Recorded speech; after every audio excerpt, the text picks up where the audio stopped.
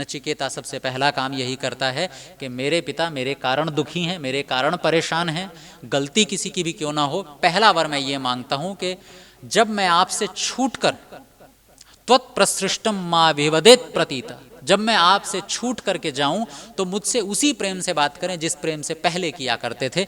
उनका प्रेम अमूल्य है, उनका प्रेम कीमती है। ये शिक्षा है, नचिकेता देता है ये शिक्षा हमें। ऐसी बहुत सारी शिक्षाएं छोटा सा बालक दे करके जाएगा। और यहां से मैं एक छोटा सा और निवेदन करता चलूं आपसे।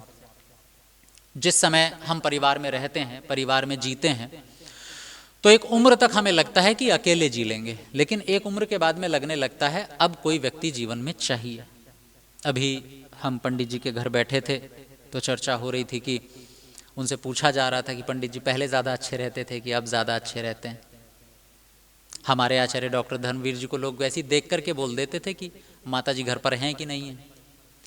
वो रोज़ पढ़ाने के लिए कॉलेज में जाया करते थे, तो कुछ दिनों बाद लोगों ने टोकना शुरू कर दिया कि भाभी जी हैं नहीं शायद। कैसे पता चला? बोले रोज़ प्रेस किए हुए कुर्ता पजामा, धोती पजामा तो नहीं पहनते थे, धोती कुर्ता पहन के आते थे, ये सिलवट पड़ी हुई है कपड़ों में, लगता है भाभी जी घर पर हैं नहीं शायद। 2-3 दिन के लिए कहीं चली जाएं तो घर का बुरा हाल हो जाता सबका। वो अपने भी अनुभव बता रहे थे।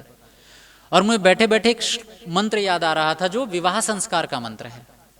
जब एक पति अपनी पत्नी का हाथ पकड़ता है खड़े होकर के, और उस हाथ पकड़ते समय एक मंत्र बोलता है, गृह्णामिते सौभगत्वाय हस्तम मया पत्या जरदष्टिर यथासा। मैं सौभाग्य के लिए तुम्हारा हाथ पकड़ता हूं। और ऐसा कहकर के वो ये स्वीकार करता है कि आपसे पहले मेरे जीवन में सौभाग्य नहीं था, आप आई हैं जीवन में तो सौभाग्य आया है। गृह्णामिते सौभगत्वाय हस्तम मया पत्या जरदष्टिर यथास। और ये कब तक हाथ में हाथ रहेगा? जब तक बुढ़ापा ना आ जाए तब तक रहेगा, जीवन के अंतिम सांस तक रहेगा ये, क्योंकि मुझे तब भी सौभाग्य की जरूरत पड़ेगी। और अब सोच करके देखिए अपने जीवन के बारे में कि हमारे जीवन में विवाह से पहले का अपना एक चित्र उठा करके देखिएगा और विवाह के बाद का अपना चित्र उठा करके देखिएगा, आपको जमीन आसमान का अंतर मिलेगा। विवाह से पहले के चित्र में आपको दिखाई देगा कि ऐसे ही, मैं थोड़ा शब्द अजीब सा है पर और कोई अच्छा सा शब्द मुझे याद नहीं आ रहा, ऐसा ही चलता फिरता लोफर जैसा लड़का दिखाई देगा आपको उस चित्र में एक। और विवाह के बाद का चित्र देखिएगा, एक सज्जन, एक जेंटलमैन व्यक्ति दिखाई देगा आपको। ऐसा नहीं है कि पत्नी ने जानबूझ करके कपड़े पहनाए हैं, डांट डपट करके कपड़े पहनाए हैं, व्यक्ति स्वयं ठीक रहने लगता है। गंभीरता से विचार करें तो हम अपने लिए अच्छा रह तक नहीं पाते, हम तब अच्छे से रहना शुरू करते हैं जब हमारे जीवन में कोई और आ जाता है। अच्छे दिखे तो किसके लिए, ठीक से रहें तो किसके लिए? गृह्णामिते सौभगत्वाय हस्तम, हमारे जीवन में सौभाग्य कोई दूसरे व्यक्ति के आने पर आता है, उससे पहले हम दुर्भाग्य में जी रहे होते हैं, घोर दुर्भाग्य में जी रहे होते हैं। ना हमें अपने खाने की समझ होती है, ना हमें अपने ओढ़ने पहनने की समझ होती है। मैं 3 महीने तक जम्मू रहा हूं उर्दू पढ़ने के लिए, और उन 3 महीनों में 10 किलो वजन कम हुआ था। खाना क्योंकि स्वयं बनाना पड़ता था, तो सुबह को खाना बनाया तो वो शाम तक चल रहा है। और खाना भी कोई रोटी चावल सब सब्जी दाल थोड़ी बनी है, खिचड़ी चढ़ा दी है बस, खिचड़ी चढ़ाई और शाम तक वही चल रही है। अगले दिन के लिए भी बच गई, अगले दिन के लिए बासी बची तो शाम तक कोई भोजन ही नहीं बन रहा है। 4 बिस्किट के पैकेट खरीद कर लाए, पानी के साथ वही चल रहे हैं। हम नहीं ध्यान रखते अपना। हमारे पास बैठा चेतन हमारा ध्यान रखता है, एक व्यक्ति हमारा ध्यान रखता है, इसलिए उसे संभालिए, उसे संवारिए, वो बहुत जरूरी है। मुझे वो सप्तपदी के 7 मंत्र बहुत अच्छे लगते हैं कि जब 2 व्यक्ति एक साथ जीने मरने का संकल्प लेते हैं। याद है किसी को सप्तपदी के 7 वाक्य? होने चाहिए। कुछ ही तो चीजें हैं जो हमेशा याद रहनी चाहिए, बाकी याद रहें कि ना रहें। सप्तपदी की प्रक्रिया बहुत अच्छी होती है। आप लोगों को याद है कैसी हुई थी? दायां हाथ ऐसे दाईं ओर पत्नी खड़ी होती है और वो दायां हाथ ऐसे कंधे पर रखा जाता है, दाएं कंधे पर। जैसे बचपन में स्कूल के समय में कभी मित्र दोस्त आपस में चलते थे ना, गले में हाथ डाल करके, ठीक वैसे, और दोनों 7 कदम आगे बढ़ाते हैं। और कमाल की बात, उस 7 कदम में पहला कदम बढ़ाने से पहले हम कहते हैं ना कि पुरुष स्त्री का पैर नहीं छूते, वहां पुरुष स्त्री का पैर छू करके और अपने हाथ से पैर को आगे बढ़वाता है। पहला कदम स्त्री अपने आप नहीं बढ़ाती, पुरुष उसके पैर को हाथ लगा करके पहला कदम बढ़वाता है आगे, और तब जाकर के दोनों एक वाक्य बोलते हैं, ईशे एक पदी भव सा माम अनुव्रता भव। पुरुष कहता है, वर कहता है अपनी पत्नी से, होने वाली पत्नी से, ईशे एक पदी भव सा माम अनुव्रता भव विष्णुस्त्वानयतु पुत्रान विंदावहे बहुंस्ते संतु जरदष्टयः। सबसे पहला संकल्प जीवन का, ईशे एक पदी भव, पहला कदम बढ़ाओ। किसके लिए? ईशे, अन्न के लिए। हमारे गृहस्थ में, हमारे परिवार में अन्न की कभी कमी नहीं होनी चाहिए।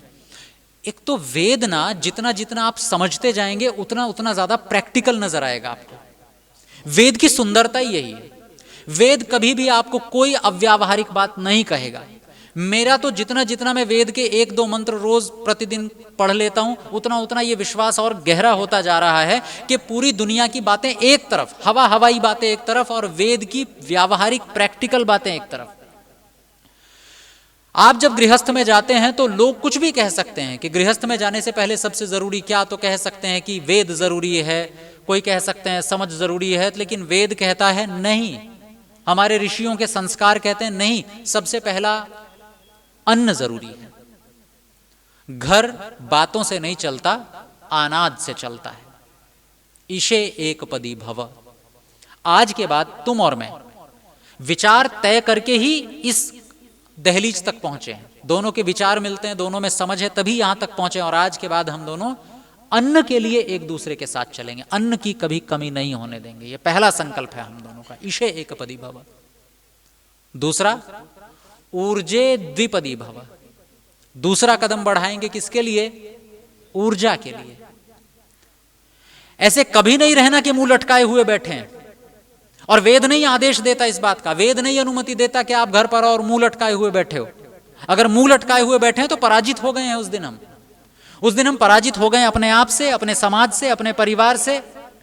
और पराजित व्यक्ति को वेद कभी स्वीकार नहीं करता। वेद की तो आदेश है, वेद के तो उपदेश हैं, उसकी पंक्तियां हैं, मां पराजिज्ञ, कभी पराजित मत होना। वेद की बड़ी एक अच्छी सी पंक्ति हमारे आश्रम में एक बार लिखने की बारी आई तो मैं वेद में ढूंढ रहा था। उद्यानम ते पुरुष नावयानम, तुम्हारे जीवन में सदैव उन्नति हो, कभी अवनति हो ही ना। अवनति हुई इसका मतलब आपने सप्तपदी के नियम तोड़ दिए। आपने ऊर्जा के लिए काम नहीं किया, आपने उत्साह के लिए काम नहीं किया। ऊर्जा और उत्साह ये दोनों दूसरी शर्त में आते हैं। तीसरी शर्त, रायस पोषाय त्रिपदी भव। रायस पोषाय, धन संपत्ति के लिए तीसरा कदम बढ़ाओ। कौन है वो बेवकूफ व्यक्ति जो कहता है कि धन तो बेकार की चीज है? वेद नहीं कहता धन बेकार की चीज है। वेद हमें दरिद्र नहीं देखना चाहता। वेद अर्थात परमेश्वर हमें दरिद्र नहीं देखना चाहते। परमेश्वर चाहते हैं कि हम संपत्ति से भरपूर हों। ये दीनता की, हीनता की बातें कायर लोग किया करते हैं। और अगर परमेश्वर हमें सच में बिना धन संपत्ति के देखना चाहता, अगर ये उपदेश सच में अच्छे होते कि नहीं धन संपत्ति में क्या रखा है, छोड़ छाड़ करके सब एक तरफ चलो। बच्चों को बहुत अच्छे समझ में आ रही होगी ये बात। खूब पैसा कमाओ। वेद कहता है भर भर के पैसा कमाओ, थोड़ा नहीं, इतना कमाओ कि जितना हो सके। एक मंत्र मैंने पिछले दिनों चर्चा की थी उसकी, जब मैं इससे पहले कार्यक्रम में था, अभी दोबारा याद आ गया है। अक्ष सूक्त है वेद में, ऋग्वेद में है अक्ष सूक्त, और आपने उसकी पंक्ति भी पढ़ी होगी, अक्षैर्मा दिव्य कृषिमित कृषस्व। और ये पंक्ति अधिकतर लोगों को याद है। अक्षैर्मा दिव्य अर्थात जुआ मत खेलो, पासों से मत खेलो, कृषिमित कृषस्व, थोड़ा मेहनत करके खेती करो तब पैसा कमाओ। लेकिन कितना पैसा कमाओ? और मुझे इसके आगे के वाक्य बहुत अच्छे लगते हैं। वित्ते रमस्व, पैसों में डूब जाओ। वित्ते रमस्व, इतना पैसा कमाओ, पैसों में डूब जाओ, लबालब, गले तक ना आ जाए, इतना पैसा कमाओ। हिम्मत है तो कमाओ। भगवान ने दिए ना 2 हाथ, भगवान ने दिए हैं 2 पैर, 2 आंखें, और इतना बड़ा दुनिया बना के दे दिया। ये मार्केट है भगवान का, ले लो जितना लेना है, दौड़ लगाओ कितनी लगा सकते हो। हिम्मत है, बुद्धि भी दी है साथ में भगवान ने। और आदेश भी दे दिया, वेद में लिखकर भी दे दिया, वित्ते रमस्व, धन में रम जाओ। और मैं जब गुरुकुल चलाता था तो कई बार लोग मुझसे ही खिलाफ हो जाते थे, ऐसे सीधे सीधे नहीं, पीछे से, क्योंकि मैं अपने गुरुकुल के बच्चों को कहा करता था कि जब बड़े हो जाओ तो बहुत पैसा कमाना, खूब पैसा कमाना। तुम कितना पैसा कमा सकते हो इस बात पर ही दुनिया तुम्हें यह तय करेगी कि तुम परिश्रमी हो कि नहीं हो, और तुम्हें सम्मान मिलना भी चाहिए कि नहीं। और यह सच्चाई है। आप भी सोच रहे होंगे कि अध्यात्म की चर्चा चल रही है, कठोपनिषद की बात चल रही है, आचार्य यम के उपदेश चल रहे हैं, और बहुत पैसा कमाओ की बात कहां से आ गई। क्योंकि सच्चाई यही है, हम कितने मेहनती हैं, कितने परिश्रमी हैं, इसका प्रमाण क्या है, इसका पैमाना क्या है, हम कितनी संपत्ति अर्जित कर चुके हैं। या तो फिर ब्राह्मण बनिए, या तो फिर पढ़ने पढ़ाने में लगिए, वेद पढ़िए, फिर आपसे कोई सवाल नहीं पूछेगा। लेकिन जिस क्षेत्र में है उस क्षेत्र में आप ऊंचे श्रेणी में होने चाहिए। अगर आप ब्राह्मण नहीं है, वेद पढ़ने में रुचि नहीं है, उपदेश सुनने सुनाने में रुचि नहीं है, तो फिर पैसा कमाओ ना भरपूर। फिर ये फालतू आलसियों की तरह क्यों बैठे हो? फिर तो रोटी तोड़ रहे हैं हम, बोझ हैं हम दुनिया पर। गृहस्थी को, और गृहस्थियों में भी विशेषकर वैश्य को, अकूत संपत्ति कमाने का उपदेश है, अधिकार है। या तो आप ब्राह्मण हो या फिर क्षत्रिय हो, आपको पैसों से ज्यादा लेना देना नहीं है, लेकिन आप चाहते हैं आपका देश सुरक्षित रहे, आप अपनी सेवाएं दे रहे हैं। या तो ब्राह्मण हैं या क्षत्रिय हैं, या फिर आप कुछ नहीं पढ़ पाए, कुछ नहीं कर पाए, तो सेवा का कार्य कर रहे हैं। लेकिन अगर इन तीनों कामों में ही आपकी रुचि नहीं है तो आपको पैसा कमाना अनिवार्य है। और कितना? वेद का आदेश सुनिएगा, वित्ते रमस्व, पैसों में रम जाओ। कितना? बहुमन्य माना, जितना मन करे, जितनी हिम्मत हो, जितना दम हो तुम में, उतना पैसा कमा करके दिखाओ। और यहां पैसा कमाने का मतलब यह नहीं है कि आप बहुत ज्यादा करेंसी इकट्ठी कर लो। यहां पैसा कमाने का यह भी मतलब नहीं है कि आप अपने स्वास्थ्य को, अपने परिवार को दांव पर रख करके करो। आप संतुलित जीवन जीते हुए खूब पैसा कमाओ। अच्छा, एक बात सुनिए, एक बात सोच करके देखिए। हम सोचते रहते हैं कि नहीं, हमें तो वैराग्य लाना है। हाँ, वैराग्य लाना है, वैरागी बनना है, पर अभी बने नहीं है ना, तो जबरदस्ती के वैरागी मत बनिएगा। कभी दुनिया से झूठ बोल लीजिएगा, अपने आप से कभी झूठ नहीं बोलना, खुद से कभी झूठ नहीं बोलना। हम अधिकतर खुद से झूठ बोलते हैं। वैराग्य अभी आया नहीं है, जबरदस्ती कोशिश करते हैं कि जैसे मानो कोई दरवाजा है, जबरदस्ती खींचकर खोल देंगे आप। नहीं, वो आयु के साथ, अनुभवों के साथ अपने आप आता है। अपने आप धन के प्रति स्वयं इच्छाएं हट जाती हैं, लेकिन अभी तक नहीं हटी तो जबरदस्ती किस बात की? स्वीकार करो ना। अभी तक वैराग्य नहीं आया तो जबरदस्ती क्यों करके दिखाना लोगों को कि नहीं, हम अच्छे कपड़े नहीं पहनते, बढ़िया कपड़े पहनो।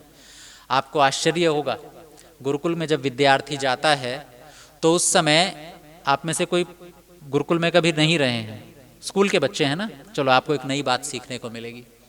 जब गुरुकुल में एक विद्यार्थी जाता है तो उससे सब कुछ छीन लिया जाता है, वो सब कुछ जिससे वो सुंदर लग सकता है। सबसे पहले उसके बाल छीने जाते हैं, उस तरह चलाया जाता है सर पर। बहुत बाल संवारते हो, बहुत जुल्फें संवारते हो, कटेंगी, सबसे पहले गंजा कर दिया जाता है, बाल हटा दिए। फिर उसके जूते छीन लेते हैं, चप्पल भी नहीं पहननी, न जूते पहने, नंगे रहना है, बिल्कुल नंगे पैर घूमना है। फिर उसके बाद रंग बिरंगे कपड़े छीन लिए जाते हैं, सफेद कपड़े पहनने हैं, बिल्कुल सफेद, कोई रंग नहीं होगा कपड़ों पर। उसे बिल्कुल ऐसा बना दिया जाता है कि उसका मन और किसी काम में लगे ही ना, सिवाय पढ़ाई के।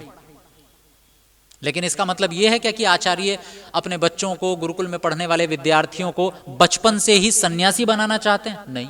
अब मजेदार बात सुनिए, 10-12 साल बाद जब एक विद्यार्थी पढ़ करके निकलता है गुरुकुल से, तो समावर्तन संस्कार पढ़ करके देखिएगा।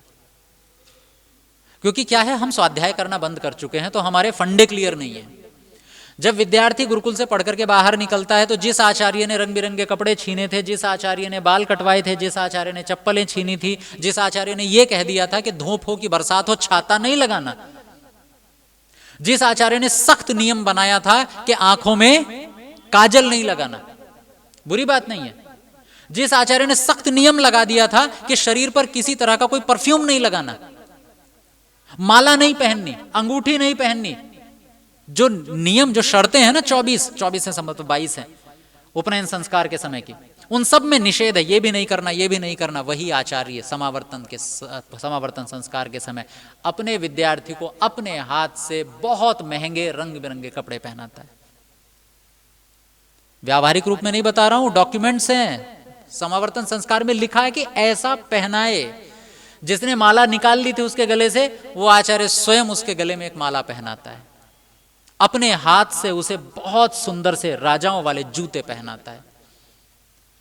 अपने हाथ से, चाहे वो आज की भाषा में तो परफ्यूम ही कहते हैं ना, पहले इत्र हुआ करता था, वो खुद लगाता है, सजाता है उसको राजकुमारों की तरह। देखने में ऐसा लगेगा कि जैसे कोई दूल्हा खड़ा हो। मतलब मना नहीं है सजने की, आप खूब सजिए, आपको खुली छूट है।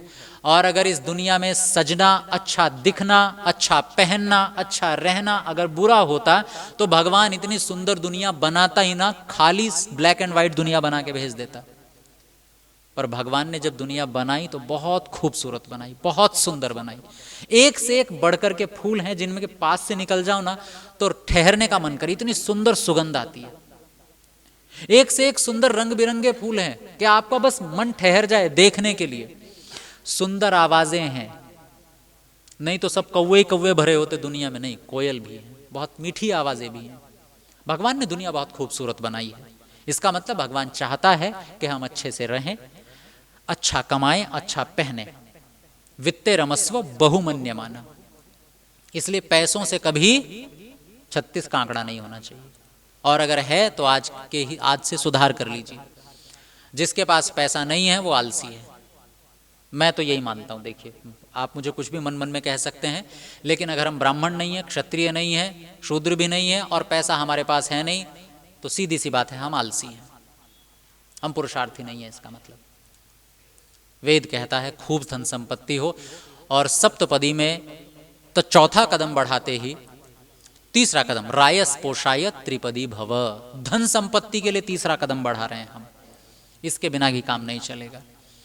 फिर चौथा कदम बढ़ाते हैं दोनों लोग, मयो भवाय चतुष्पदी भव। मयो भवाय अर्थात हंसना, खेलना, प्रसन्नता, चेहरे की खुशी, ये कभी नहीं टूटनी चाहिए। आपकी मर्जी आप कैसे हंसते हैं। आप हंसते हैं एक दूसरे को चुटकुले सुनाकर तो हंसिए। हमारे माने विनीत जी बैठे हुए हैं, वो उनके चुटकुले तैयार होते रहते हैं। अभी 2-4 तो तैयार हो ही गए होंगे बैठे बैठे, आप लोगों ने सुन ही लिए होंगे। चाहे आप कैसे भी हंसे, पर हंसिए। हंसने पर प्रतिबंध लगा हुआ है क्या? सबसे सरल काम है हंसना, सबसे सरल काम है चेहरे पर खुशी लाना किसी के। और ये कितना आसान हो सकता है, सोचिए। संस्कृत का बड़ा एक अच्छा सा श्लोक है, प्रिय वाक्य प्रदानेन तुष्यन्ति सर्वजन्तवः। आप अच्छा बोलेंगे तो अच्छा बोलने से हर प्राणी खुश हो जाता है। तस्मात् तदेव वक्तव्यम, तो फिर वही बोलिए ना, अच्छा ही बोलिए ना। वचने का दरिद्रता, बोलने में क्या कंजूसी भाई, बोलने में क्या टैक्स लगता है। अच्छा बोलिए, जब अच्छा बोलने से सब खुश हो जाते हैं तो प्रसन्न हो जाते हैं। तो अकड़ को थोड़ा सा पीछे रखिए, थोड़ी देर के लिए अपने आप को बैकफुट पर ले आइए, पर अच्छा बोलिए, लोग प्रसन्न होते हैं। और किसी के चेहरे पर खुशी लाने का मतलब है कि आपने बहुत सारा पुण्य कमा लिया। मयो भवाय चतुष्पदी भव, प्रजाभ्य पंचपदी भव। अपनी प्रजाओं के लिए, अपने बच्चों के लिए 5वां कदम बढ़ाते हैं, ताकि हमारे बच्चे हमसे भी ज्यादा लायक हों, हमसे भी ज्यादा योग्य हों। ऋतुभ्य षटपदी भव, हम आज के बाद भोजन ऋतु के अनुकूल करेंगे, हमारी दिनचर्या ऋतु के अनुकूल होगी। हम ऋतु के अनुकूल बनने के लिए 6ठा कदम बढ़ा रहे हैं। और 7वां कदम सखे सप्तपदी भव, हम सख्य भाव के लिए 7वां कदम बढ़ाते हैं। इन पर बाद में बात करेंगे, नहीं तो लगेगा कठोपनिषद पीछे छूट गई है। उस व्यक्ति को महत्व दीजिए। इसलिए नचिकेता सबसे पहले अपने पिता को सबसे प्राथमिकता देता और पहले वर के रूप में 1/3 हिस्सा पिता के लिए कुर्बान कर देता। पिता प्रसन्न चाहिए, हो गए पिता प्रसन्न। अब दूसरा वर मांगो। दूसरा वर क्या मांगते हो? हम सब की एक ही इच्छा, हमें स्वर्ग मिल जाए। जीते जी नहीं चाहते हैं। हमारे गुड़गांव के परोपकारिणी सभा के मंत्री हैं कन्हैया लाल आर्य जी, जानते होंगे आप में से अधिकतर लोग, कुछ जो आर्य समाजी हैं वो तो जानते ही हैं, ऋषि उद्यान गए हैं तो भी जानते हैं। तो वो जब भी कहीं किसी सभा में जाते हैं तो वो अपने आप को स्वर्गीय कन्हैया लाल आर्य कहते हैं। मैं स्वर्गीय कन्हैया लाल आर्य। और तब से कहने लगे, एक बार किसी श्रद्धांजलि सभा में थे तो श्रद्धांजलि जिनको देनी थी, कन्हैया लाल आर्य जी भी गए हुए थे बोलने के लिए, तो कन्हैया लाल आर्य जी के सामने भी जो संयोजक थे उन्होंने बोल दिया कि स्वर्गीय कन्हैया लाल आर्य जी भी अब आएंगे और अपनी श्रद्धांजलि देंगे। तब से उनको शब्द बड़ा अच्छा लग गया, वो अपने आप को स्वर्गीय ही बोलते हैं। वो भी लिखते थे, हाँ हम स्वर्ग में हैं, अगर हमारा घर अच्छा है, हमारे घर में सुख है, बच्चे अच्छे हैं, संपत्ति भी ठीक ठाक है, घर में यज्ञ होता है, आपस में तालमेल बढ़िया है, तो हम स्वर्गीय हैं। स्वर्ग का मतलब ही है सुख, तो हम स्वर्ग, सबको स्वर्ग चाहिए, चाहिए ना। अच्छा देखो, हमने जो अब तक सुना है ना, उससे हमारा प्रैक्टिकल तालमेल बैठता ही नहीं है कभी, पर धिक्कार, हमें कभी सोचते भी नहीं है। हमने कितना पौराणिक प्रवचनों में या पुराणों के आधार पर सुना है कि स्वर्ग कब मिलता है?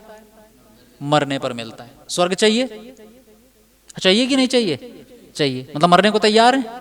नहीं, मरने को तैयार नहीं है। अच्छा, स्वर्ग चाहिए, इसका मतलब कहीं ना कहीं तो गड़बड़ है ना, कि स्वर्ग अच्छा होता है लेकिन चाहिए नहीं हमें, क्योंकि स्वर्ग में और वास्तविक सुख में कोई तालमेल ही नहीं बैठ रहा है। मरना कौन चाहता है? मृत्यु दुनिया का सबसे बड़ा दुख है, और यहां स्वर्ग मिलेगा ही मरने के बाद में? नहीं। स्वर्ग जीते जी आप जहां पर हैं, अगर आप अपने काम से, अपने व्यवहार से संतुष्ट हैं, सुखी हैं, तो आप स्वर्गीय हैं। और यही सवाल नचिकेता ने पूछा, स्वर्गे लोके न भयम किंचन नास्ति, न तत्र त्वम न जरया बिभेति। मैंने सुना है कि जब कोई व्यक्ति स्वर्ग में होता है तो उसे किसी तरह का दुख नहीं होता, उसे दुख भी नहीं होता, न उसे किसी तरह का डर सताता है, और मृत्यु जैसी कोई चीज तो होती ही नहीं है। आ भी जाए तो आ जाए, उसका भी डर नहीं होता। इसकी चाबी है क्या कोई? और जैसे ही ये सवाल पूछते हैं कि स्वर्ग कैसे मिलेगा, तो आचार्य यम को चिंता होती है छोटे बच्चे को ये बड़ी बात कैसे समझाई जाए। पर आचार्य यम समझाने की कोशिश करते हैं कि स्वर्ग को अगर पाना है तो आपको अपने जीवन के 3 जोड़ों को मजबूत करना पड़ेगा। कितने जोड़? 3 जोड़, उन्हें मजबूत करना पड़ेगा। ठीक वैसे ही जैसे आप बिल्डिंग बनाते हैं ना, कंस्ट्रक्शन का काम चलता है, तो नींव अच्छी हो तो फर्स्ट फ्लोर बढ़िया डलेगा, फर्स्ट फ्लोर अच्छे से डला तो सेकंड फ्लोर और अच्छा होगा, सेकंड फ्लोर भी मजबूती से डल गया तो थर्ड फ्लोर भी अच्छा होगा। ठीक वैसे ही हमारे जीवन के 4 पड़ाव, और 4 पड़ाव के बीच में 3 जोड़, ये 4 उंगलियां हैं ना, तो इनके बीच में 3 जोड़, पहला, दूसरा और तीसरा। पहला जोड़ ब्रह्मचर्य से गृहस्थ के बीच में। जो व्यक्ति बिना योग्यता के ब्रह्मचर्य से गृहस्थ में चला जाता है वो व्यक्ति सुखी नहीं रह सकता। और गृहस्थ में जाने के लिए ब्रह्मचर्य अवस्था में केवल 2 ही काम करने होते हैं। पहला, शारीरिक रूप से स्वस्थ बनिए, और दूसरा, बौद्धिक रूप से परिपक्व बनिए। शारीरिक रूप से स्वस्थ, बौद्धिक रूप से परिपक्व, तो हम गृहस्थ में जाने के योग्य हैं। अन्यथा पूरे जीवन भर कुंवारे रहिए, वो ज्यादा बेहतर है। गृहस्थ और ब्रह्मचर्य के बीच का जोड़ मजबूत होना चाहिए। दूसरा, गृहस्थ में रहते रहते अपने आप को इस लायक बना लें कि जब घर परिवार को, बच्चों को, अपने कमरे को, इन सबको छोड़ना पड़े तो कोई कष्ट ना हो। नहीं तो एक दिन बालक ही अपना पुत्र, अपनी पुत्री ही हाथ पकड़ के बाहर कर देंगे, पिताजी अभी आपका नहीं है, माँ अभी आपका नहीं है, या तो खुद छोड़ दीजिए या वो जबरदस्ती छुड़वा देंगे। तो अपने आप को तैयार रखिए पहले से। गृहस्थ अच्छे से जी लिया, बच्चों को अच्छे से तैयार कर दिया, संस्कार अच्छे से दे दिए, तो अब बुढ़ापे में शिकायत नहीं रहेगी जी बच्चे बात नहीं मानते, क्योंकि हम अपने आप को अच्छे से पहले से ही बच्चों को तैयार करके चल रहे हैं। आज तो बात नहीं करेंगे, कल इस पर चर्चा करेंगे कि कैसे ये तीनों जोड़ अच्छे से मजबूत किए जाएं। और तीसरा जोड़ है जब वानप्रस्थ में रह लिए और अब सन्यास का समय आ गया है। सन्यास क्या, यूं समझिए अब दुनिया छोड़ने का समय आ गया है। तो दुनिया छोड़ते समय आंखों में आंसू ना हो, कोई घबराहट ना हो, कोई बेचैनी ना हो, कोई परेशानी ना हो, गला ना सूखे उस दिन, बहुत खुशी के साथ इस संसार को छोड़ करके जाएं। इसकी भी एक प्रॉपर तैयारी करनी होती है। ये एक तीसरा जोड़। और अगर ये तीनों जोड़ मजबूत तो 4 हमारे जो जीवन के पड़ाव हैं वो सुखमय बीतेंगे। ये स्वर्ग की चाबी